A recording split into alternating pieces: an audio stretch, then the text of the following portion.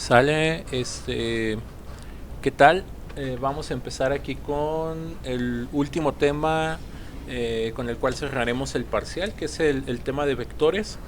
Es un tema a veces muy temido innecesariamente. Les garantizo que la presentación es simple, directa, sencilla y sobre todo muy enfocada a lo que se pretende que puedan hacer en el examen. Entonces, por favor, o sea, es muy importante hay que mentalizarse, concentrarse en todo lo que se va a mencionar en la presentación. No intenten ver de golpe el video. Si es necesario, véanlo a pedazos, tómense su tiempo. Y ya saben, están obligados a revisar este material y a cualquier duda que tengan, ponérmela por escrita en los chats o comentármela, ¿no? Para poderles ayudar de la manera más eficiente posible con este tema. Entonces, la palabra vector es una palabra de latín, significa portador, cargador, el que lleva algo, el que lleva la fuerza. Sí, esto es el único aspecto histórico que vamos a retomar. En física se utiliza para representar ciertas magnitudes.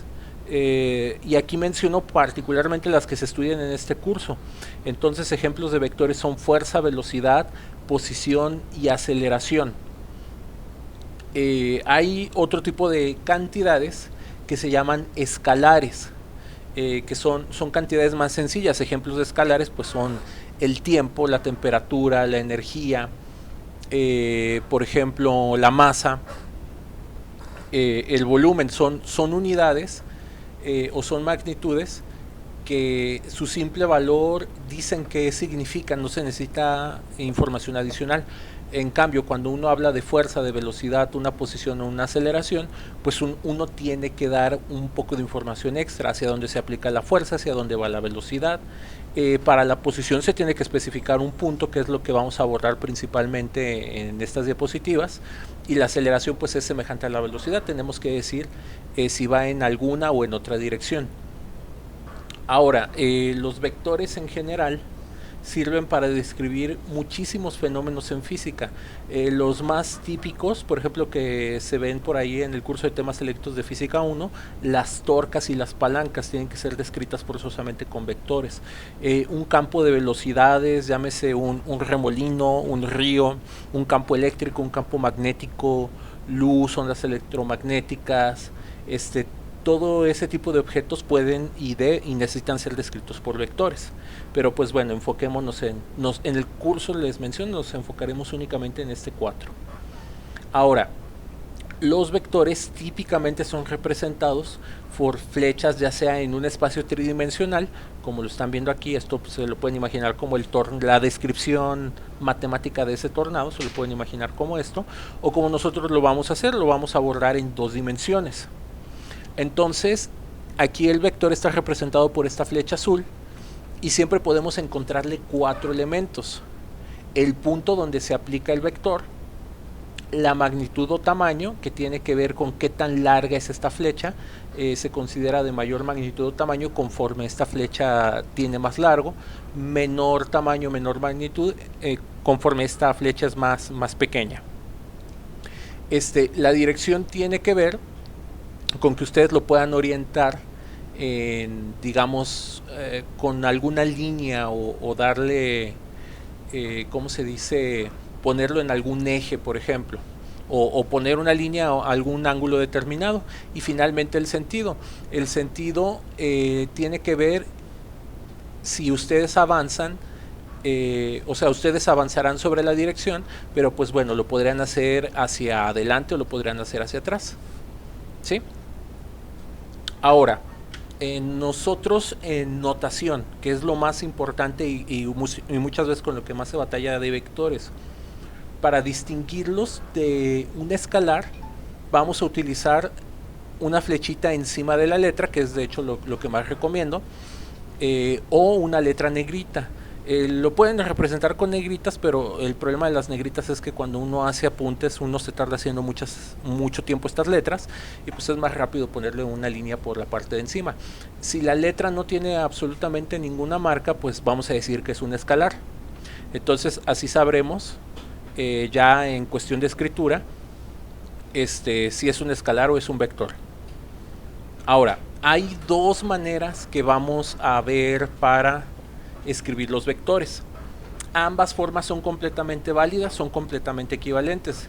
La primera se puede escribir como una coordenada, y de hecho este es el que les voy a recomendar que utilicen más, puesto que esta notación de coordenadas es lo que ustedes están viendo en su curso de matemáticas 3, ahorita de geometría analítica. Entonces es componente X o parte horizontal del vector, componente Y o parte vertical del vector. Hay una notación que es un poquito como más algebraica, que bueno, tiene su ventaja en ese sentido de que es como más sencillo hacer las operaciones o las manipulaciones, que se llama de direcciones unitarias. Entonces la parte en X y la parte en Y del vector vienen seguidas por una X con un gorrito.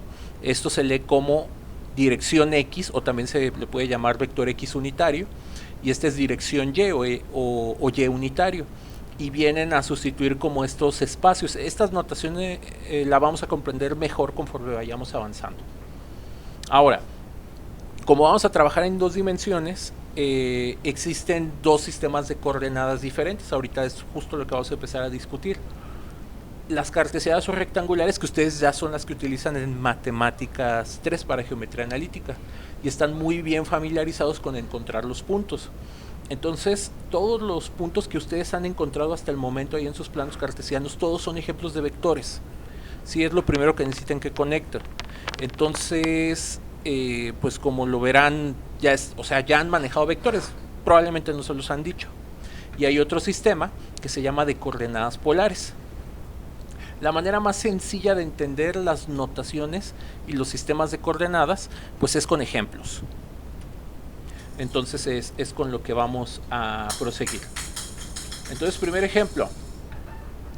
Tenemos el punto 2,3. Para encontrar el punto caminas 2 a la derecha, subes 3 hacia arriba. ¿Sí? Igual que en matemáticas. Ahora, este vector A, que aquí yo lo represento, que en este caso es el 2,3, también se puede escribir así: 2 en dirección Y, 3 en dirección J. La dirección Y es horizontal, la dirección J es vertical. Cuando es un signo positivo va hacia la derecha, cuando es un signo negativo va hacia la izquierda. En el caso de la J, un signo positivo es para arriba, un signo negativo es para abajo. Entonces, esto que está aquí escrito es completamente equivalente a lo que tenemos de este lado. ¿Sí? Entonces aquí no debe de haber ningún problema. Ahora, hay algunos otros libros que en lugar de poner dirección y la dirección J, ponen la dirección X y la dirección Y. Entonces, el vector A es equivalente a escribirlo de cualquiera de estas tres formas. ¿Cuál forma es la mejor? Pues la que se acople al problema, la que se acople a ustedes. Yo aquí simplemente les presento todas las posibilidades.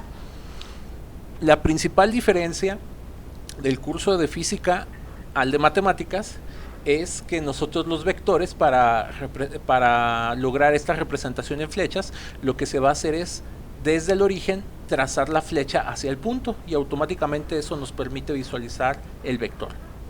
Entonces, esa flecha amarilla con esa dirección, en ese sentido, con este punto de aplicación, es el vector A. Segundo ejemplo, menos 3,4. Entonces ya esto no lo explico tan detalladamente. Es menos 3 a la izquierda, 4 para arriba.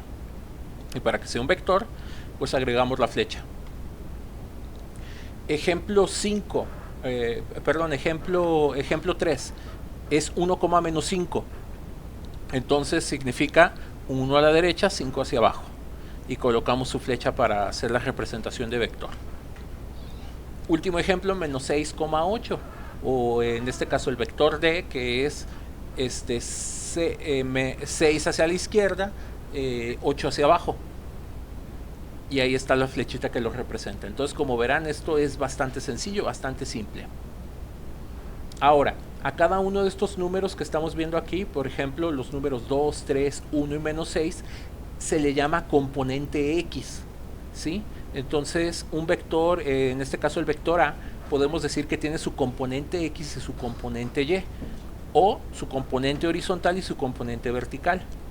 En este caso del vector A, su componente horizontal es 2, entonces si en algún momento me escuchan decir la componente horizontal o la componente X de ese vector, se refiere al primer valor que vamos a encontrar aquí, o en este caso al primer número que viene acompañando a la Y o al número que viene acompañando a la X unitaria.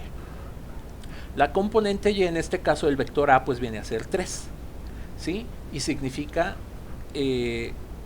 la forma vertical de avanzar, y nuevamente positivo hacia la derecha y hacia arriba, negativo hacia la izquierda y hacia abajo, ¿sí? Entonces vean que aquí el vector escrito en notación de vectores unitarios pues es equivalente. La componente X es el 2, la componente Y pues es el 3, ¿sí? Entonces con esto debería quedar bastante claro que estas son 3 maneras de escribir cada uno de estos vectores. Ahora a lo largo de la presentación pues voy a ir combinando la notación para que pueda volverse más sencillo. Ejercicio típico de examen. Les podemos poner estos vectores, estos 4 vectores, y les podemos pedir que hagan la gráfica. Y de hecho es uno de los primeros ejercicios que se les dejó como las actividades parte de la semana, ¿no? Ir haciendo algunas gráficas de vectores. Ahora, antes de avanzar, vamos a explicar qué es una coordenada polar. Entonces, ustedes con 2 números pueden encontrar de manera única cualquier punto. Por ejemplo, el punto 2,3 se representa, valga la redundancia, con el 2 y con el 3, ¿sí? Y 2,3 no, o sea, esta representación no equivale a cualquier otro punto del plano. ¿Qué quiere decir esto? O sea, cada punto del plano tiene una combinación única de números, ¿sí? Pero estos números, el 2,3 se puede escribir de una manera alternativa. Entonces, en lugar de decirles, es como dar instrucciones. Ustedes quieren llegar a este punto, ¿no? Entonces, para que se pueda llegar a ese punto, digamos que las instrucciones podrían ser: camine 2 pasos hacia la izquierda, camine 3 pasos hacia arriba, y ustedes llegan al punto. Pero una manera alternativa de llegar a este mismo punto podría ser, usted oriéntese en cierta dirección, que es este ángulo que lo está representando la letra alfa, y camine cierta distancia. Entonces ustedes pueden llegar siguiendo estos 2 pasos o estos 2 pasos. Ustedes giran y ya una vez que encuentran la dirección del punto, pues caminan en línea recta hacia él, en lugar de dar aquí dos rectas. Entonces a este conjunto de puntos se les llaman coordenadas polares, cuando ustedes avanzan directamente hacia el punto en lugar de hacer un movimiento horizontal y después un movimiento vertical. Ahora, lo primero que nos tenemos que poner de acuerdo es cómo vamos a interpretar los ángulos. Entonces este es el eje X positivo, aquí lo estoy marcando. El eje X positivo siempre va a ser nuestro punto de partida para medir a los ángulos. Es decir, si ustedes caminan en esta dirección X positiva, decimos que están en 0 grados, están en la dirección de 0 grados. Conforme ustedes empiezan a aumentar, a moverse contra las manecillas del reloj, ¿sí? Vean que contra las manecillas del reloj significa estar avanzando en estas direcciones. Entonces, conforme ustedes van girando en esta dirección, o para poder encontrar el, ¿cómo se dice?, el ángulo hacia el cual ustedes se quieren desplazar, ustedes van aumentando. Entonces aquí tenemos 90, 180, 270, 360. ¿Sí? Entonces apréndanse muy bien esta forma de ver los grados. ¿Cuál es el truco? Recordar que el eje X positivo empieza en el 0, ¿sí? Y para que no lo confundan, así también se cuentan los cuadrantes del plano cartesiano. Entonces esto les puede servir como pista para que no se equivoquen: cuadrante 1, cuadrante 2, el cuadrante 3 y el cuadrante 4, ¿sí? Entonces vamos a poner el primer ejemplo de coordenada polar. ¿Cómo le vamos a hacer para no confundirlas con las coordenadas cartesianas?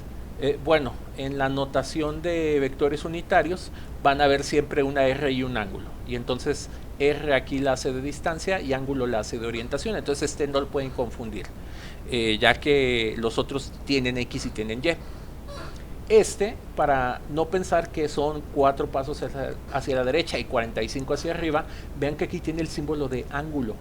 Entonces ese símbolo de ángulo es bien importante que lo identifiquen para que no vayan a confundir un punto en coordenadas rectangulares con un punto contra un punto en coordenadas polares. Entonces este tipo de vectores, para encontrarlos adecuadamente, lo tienen que hacer al revés. Primero buscan la dirección, es decir, 45 grados es más o menos hacer este levantamiento, ¿no? Entonces esos son aproximadamente los 45 grados. Y ya una vez que encuentran esta dirección, es decir, al principio estaban volteando a ver hacia el 0, entonces ya encuentran la dirección adecuada, es decir, ya están volteando a ver hacia la dirección 45 grados, y el final de la instrucción es camine 4 pasos. Entonces si ustedes miden con una regla de esta misma escala de aquí para acá, pues es un 4. Entonces ahí tienen un vector en coordenadas polares y también se representa con una flecha. Nada más que en lugar de decirle camine tanto hacia la derecha y camine tanto hacia arriba, aquí la instrucción fue voltea a ver hacia este lado y camine esta distancia. Ejemplo número 2, 5,130 grados. 130 grados, pues bueno, ustedes siguen girando y van a encontrar esta dirección más o menos hasta por acá. Entonces esos son los 130 grados. Y después tienen que caminar 5 pasos, es decir, de aquí hasta el punto son los 5 pasos, y para que quede bien representado, pues ahí tenemos la flecha. Otro ejemplo, 3,240 grados. Los 240 grados ya están hasta por acá, ¿sí? Entonces aquí, para no hacernos bolas, le voy a cambiar el color al plumón.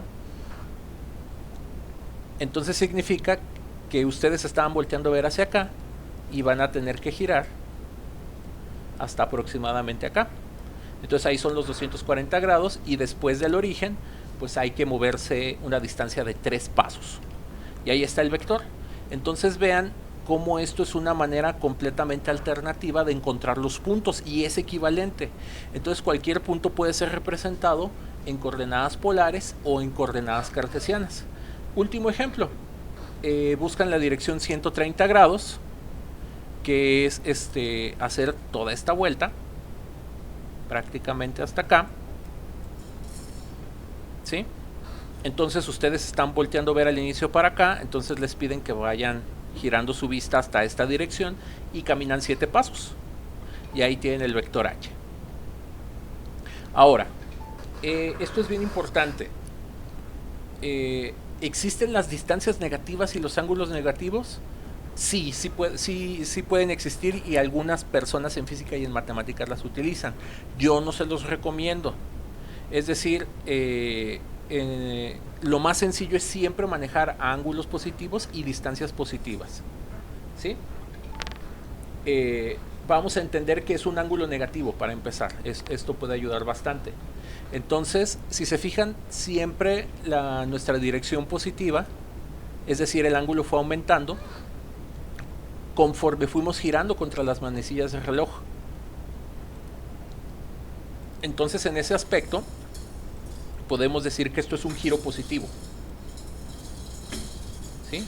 Cuando giramos contra las manecillas del reloj, se denomina o se entiende siempre un giro positivo, ¿sí? Conforme empezamos a avanzar en la dirección del reloj, es decir, si nosotros los giros los hubiéramos hecho hacia acá, esto se considera un giro negativo. Entonces con este pequeño diagramita es bastante fácil de ver. Aquí son más 45 grados, es decir, fueron del eje X positivo hasta alcanzar los 45 grados. O, por ejemplo, menos 315 grados. Es decir, ustedes giran como las manecillas del reloj, y de hecho se darán cuenta que menos 315 grados pues es equivalente a la dirección 45 grados. Entonces, estos ángulos negativos, desde mi muy humilde opinión, y también en la experiencia laboral y en la parte profesional de la física y de la matemática, muchas veces nada más vienen a entorpecer los cálculos. Entonces yo no les recomiendo que utilicen ángulos negativos. Pero bueno, un ángulo negativo significa girar como las manecillas del reloj. Es simplemente eso. Entonces, aquí les ponemos un ejemplo. El vector E, es decir, este de aquí y este de acá, como ustedes estarán viendo, pues tiene dos maneras de escribirse. Lo pudieron haber escrito encontrando la dirección avanzando 45 grados positivos, o pudieron haber girado en el otro sentido y tener que girar menos 315 grados. ¿Sí? Ahora, ¿puede haber giros de más de 360 grados? Claro que sí. Pero bueno, para ubicar puntos o coordenadas, pues no resulta práctico. Un ejemplo de esto podría ser el ejemplo del vector H. Entonces, ustedes podrían hacer un giro de 660 grados. Entonces significa dar una vuelta y después dar los 300 grados que necesitan y vuelven a llegar al mismo punto. ¿Sí? Entonces, otra vez, ¿es válido? Sí, sí es válido. ¿Es práctico? No, no es práctico, y no les recomiendo que escriban las posiciones de los vectores con más de 360 grados. De hecho, si ustedes llegan al 360 grados, pues como bien lo saben, lo pueden cambiar por el 0 grados, el cual siempre será más sencillo de escribir. Ahora, distancias negativas. La distancia negativa en las coordenadas polares se puede entender como encontrar una dirección y en lugar de caminar hacia donde uno está volteando a ver, significaría caminar, digamos, como de espaldas. Entonces lo vamos a poner con el vector F. Este vector F, 5,130 grados, también se puede escribir así, como menos 5,310.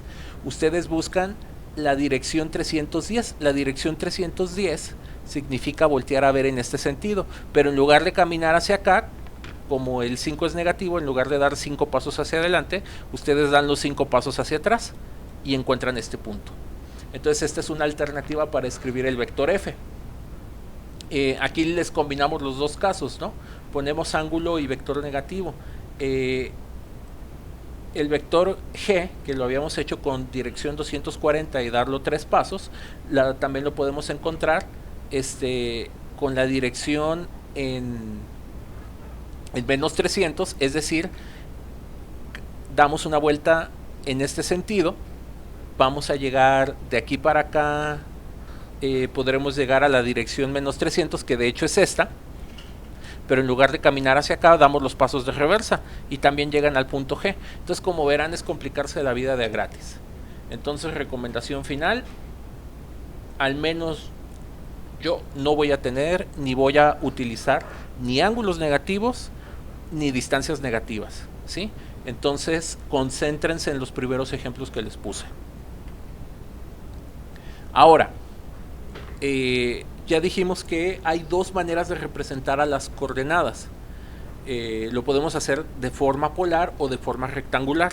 Dependiendo del tipo de problema que queramos abordar o resolver, conviene escribirlas de una o de otra manera. Entonces, necesitamos fórmulas para poder pasar de coordenadas polares a rectangulares y de rectangulares a polares.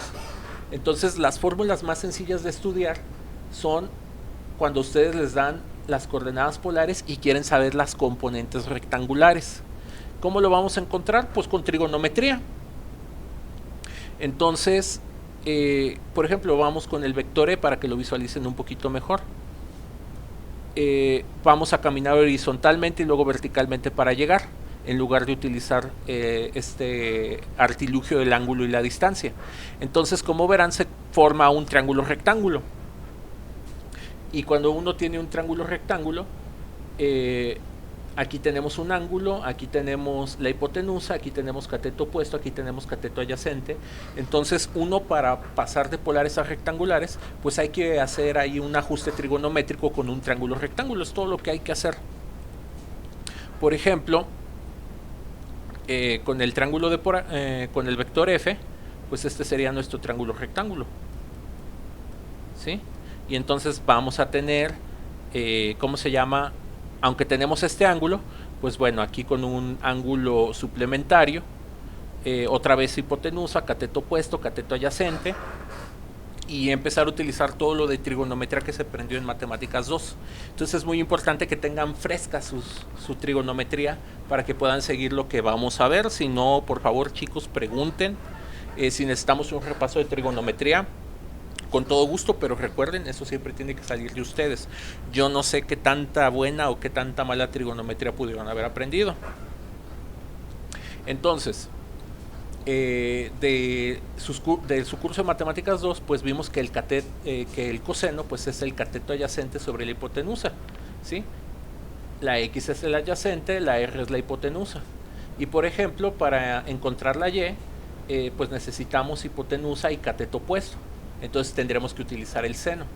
Entonces esta distancia x, que es la componente x del vector, pues se obtiene simplemente haciendo un despeje. Esto está aquí dividiendo, pasa multiplicando, y con esta misma fórmula hacemos lo mismo. Entonces, estas fórmulas funcionan para transformar de coordenadas polares, es decir, cuando tienen distancia y dirección, a cuando quieren saber parte horizontal, parte vertical del vector. Estas fórmulas son universales siempre y cuando ustedes midan a partir de x positivo. Esa es la única condición, es decir, el ángulo tiene que salir desde aquí y tiene que ser siempre medido en este sentido, en estas orientaciones. Si ustedes miden los ángulos de otra manera o se empiezan a fijar en ángulos de por acá, estas fórmulas no funcionan y tienen que hacer el análisis trigonométrico. Entonces aquí es bien importante que sean ordenados con su sistema de ángulos que va de 0 a 360 grados.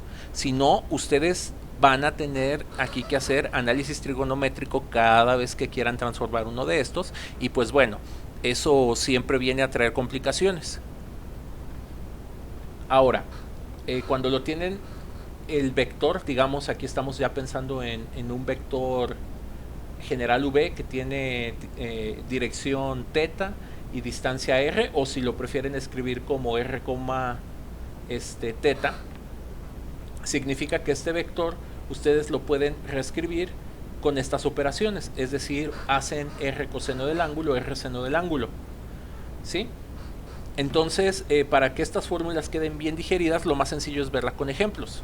Entonces vamos a verlo con el vector e. Entonces la distancia es 4, el ángulo es 45 grados. Entonces, para que ustedes conozcan cuál es su x, y, pues simplemente seguimos estas fórmulas. La x viene dado por 4 coseno de 45. Esto se hace en una calculadora, muchachos, ¿sí? No se puede hacer con valores exactos y ángulos evidentes, sí se puede hacer, pero aquí lo importante del curso de física no es la trigonometría, son los vectores y la física. Entonces, con su calculador ustedes hacen 4 coseno de 45, eso va a darles 2.82. Entonces quiere decir que la distancia de aquí para acá es 2.82, y aquí ustedes más o menos lo pueden verificar, 1, 2, el punto 8 está por aquí. Entonces ahí tenemos la componente x. La componente y hacen en su calculadora 4 seno de 45 y también les va a salir 2.82. Para que esto sea de 45 grados, pues bueno, lo que hagan horizontalmente tiene que ser igual a lo que hagan verticalmente. Y aquí está 1, 2.8 más o menos por aquí. Entonces el vector e puede ser descrito con una dirección y con una distancia, o con su avance horizontal y su avance vertical. Podemos hacer lo mismo para el vector f, que en este caso es 5 en dirección r radial, 130 en dirección angular. Se leería esto. Si utilizamos estas fórmulas, pues es 5 coseno de 130 da menos 3.21.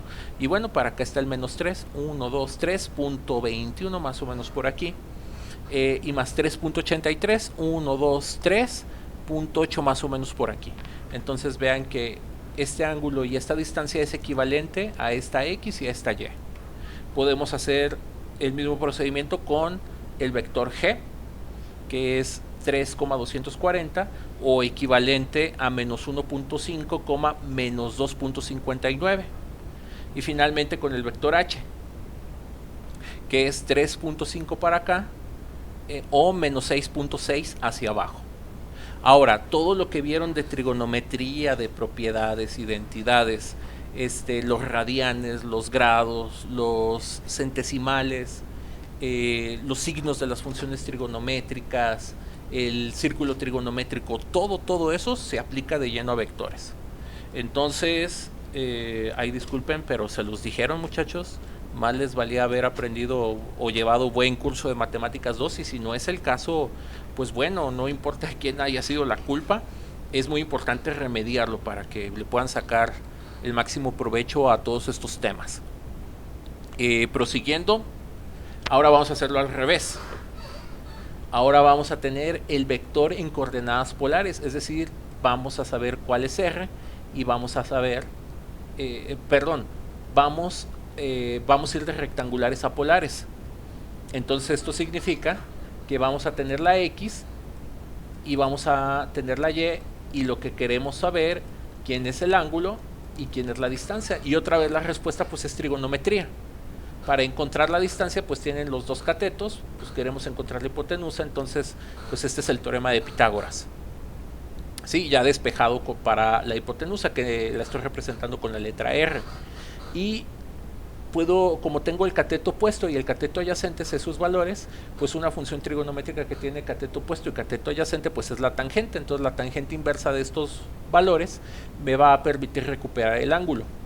Ahora, hay una cuestión problemática con esta fórmula. Esta fórmula solamente les regresa valores de entre 0 y 90 grados. Entonces, esta fórmula nada más sirve para encontrar los ángulos del cuadrante número 1. Para poder encontrar los ángulos en los cuadrantes 2, 3 y 4, se tiene que agregar aquí lo que se conoce como un ángulo de corrección. Entonces, la fórmula para obtener el ángulo, además de incluir a la X y a la Y, que son valores que les va a dar el vector de entrada, necesitan saber con qué corregir. Entonces, tienen que ubicar si el vector que van a transformar está en el cuadrante 1, 2, 3 y 4. Si es un vector del cuadrante 1, no necesita corrección, es decir, el ángulo de corrección es el neutro aditivo, en este caso 0 grados. Si ustedes el ángulo que están buscando tiene que caer en el cuadrante 2 o en el cuadrante 3, al ángulo que ustedes obtengan de esta fórmula le tienen que sumar 180 grados para que sea el correcto. Y en el último caso, si el ángulo que ustedes están buscando está en el cuadrante 4, ¿sí?, al ángulo que les dé esta fórmula ustedes le tienen que corregir sumándole 360 para poder obtener un ángulo que pues esté en esta parte, que corresponde de 270 a 360. Entonces estas son como las fórmulas generales en coordenadas cartesianas y en vectores unitarios. Esto de aquí significa tienen los puntos X, Y, entonces quieren obtener la R, todo esto de aquí es la R, y quieren encontrar el ángulo, que es toda esta parte. Y nuevamente, pues esto se ve muy sencillo con ejemplos. Entonces vamos a transformar, vamos a pasar de las coordenadas cartesianas rectangulares a las coordenadas polares para el vector A. Entonces 2,3, utilizo las fórmulas, aquí utilizo el teorema de Pitágoras, 2 al cuadrado, 3 al cuadrado, esto va a dar 4, esto va a dar 9, 4 más 9 da 13, la raíz cuadrada de 13 da 3.6. Ustedes hacen 3 entre 2, les da 1.5, tangente inversa de 1.5, 56.31 grados, y como está aquí en el cuadrante 1, pues no necesitan el ángulo de corrección, pues es el 0, o sea, no hay que hacerle absolutamente nada. Entonces, en lugar de avanzar 2 y subir 3, ustedes lo que pueden hacer es buscar dirección 56 grados y caminar 3.6 metros, 3.6 pasos. ¿Sí? Entonces así pueden reescribir el vector A. Vector B, que en este caso es menos 3,4. Entonces hacemos lo mismo, utilizamos la fórmula del teorema de Pitágoras, que es esta. Entonces este da 9, este da 16, 16 y 9 da 25, raíz cuadrada de 25 pues da 5. Y para encontrar la dirección pues hacemos la tangente inversa de 4 entre menos 3. Entonces esto va a dar un número negativo, y cuando calculen su tangente inversa pues les va a dar un ángulo negativo, ¿sí? Entonces este ángulo negativo corresponde a haberlo medido así, pero si entonces quiere decir que de aquí para acá son 53.13 grados, pero chéquense en el sistema de coordenadas que nosotros escogimos, quedamos que siempre tenemos que medir de esta manera para que el vector quede bien descrito. Entonces lo que hay que hacer es a 180 le sumamos este ángulo que es negativo, es decir, 180 le quitan 53.13. Entonces el vector final en coordenadas polares queda 5,126.86 grados, es decir, de aquí para acá son los 126 grados, y ya que encuentran esa dirección, caminan 5 pasos hacia enfrente. Entonces, como verán, la manera, esto se puede ver así como, son muchas cuentas, pero son muy sencillas de hacer. Ya conforme tienen práctica no tienen que escribir todo eso, de hecho es bastante rápido pasar de aquí a escribir esto y finalmente este resultado. Aquí les pongo todos esos pasos para que sepan de dónde salieron las cosas, pero insisto, con la práctica pueden omitir hacer todo esto, ¿sí? Y pueden casi pasar directamente al punto, que es lo que interesa. Vamos al vector D, que está en el cuadrante número 3. Entonces sustituyen los valores de x y de y. Aquí ya estamos usando la otra notación de vectores, pero es exactamente lo mismo. Entonces menos 36 al cuadrado da más 36, menos 8 al cuadrado da más 64, 36 y 64 da 100, raíz cuadrada de 100 nos da un 10. Entonces significa que la distancia de aquí para acá pues son 10 pasos, 10 metros, la unidad que corresponda a esta separación. Y el ángulo pues lo calculan con tangente inversa otra vez. Y aquí tienen que respetar los signos, entonces menos entre menos aquí les va a dar un ángulo positivo, que de hecho es este. Entonces la tangente inversa de menos 8 entre menos 6 da 53. Entonces el valor de aquí para acá son 53 grados, pero para encontrar en nuestro sistema de 0 a 360 grados, pues le suman 180. 180 más 53.13 nos da 233.1 y ya encontramos la dirección correcta del vector. Y pues el último ejemplo, ¿no? Más de lo mismo. Ahora el vector es 1 positivo, 5 para abajo. Utilizamos nuestras fórmulas de transformación y vamos a encontrar que este punto puede ser ¿cómo se llama? Descrito también por la pareja de números 5.09, que es la distancia del origen hasta donde puse la letra C, y en este caso el ángulo es de 281 grados, es decir, hasta acá. Si se fijan, está pasando los 270. Para que lo vean con más claridad, cuando ustedes calculan la tangente inversa, aquí les da 78.69 grados. Es este ángulo. Entonces es negativo, fíjense, estamos avanzando contra las manecillas del reloj, pero para encontrar el correcto, pues a 360 hay que quitarle entonces menos 78.69 más 360 da el 281, que ya es el correcto, ¿sí? Entonces, resumen, ya para terminar este primer video, esta primera parte de la clase.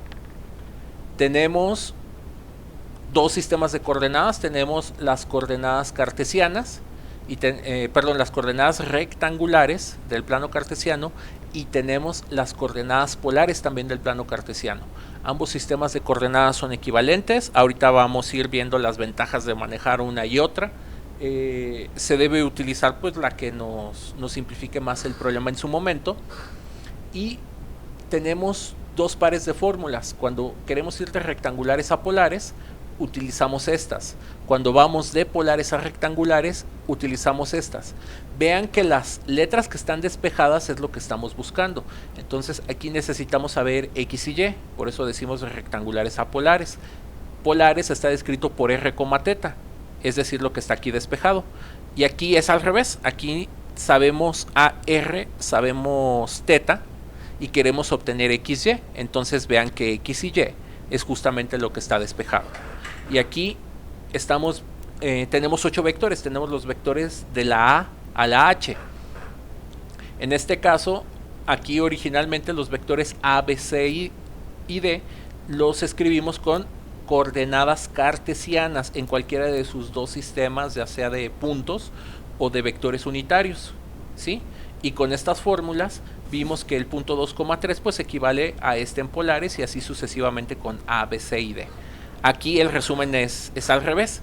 Aquí sabemos la distancia, sabemos la dirección y con estas fórmulas estamos encontrando las componentes X y Y de cada uno de los vectores para encontrarlos de manera equivalente. Entonces, muchachos, por favor, revisen este material a conciencia, tómense su tiempo y cualquier duda estamos aquí para servirlos.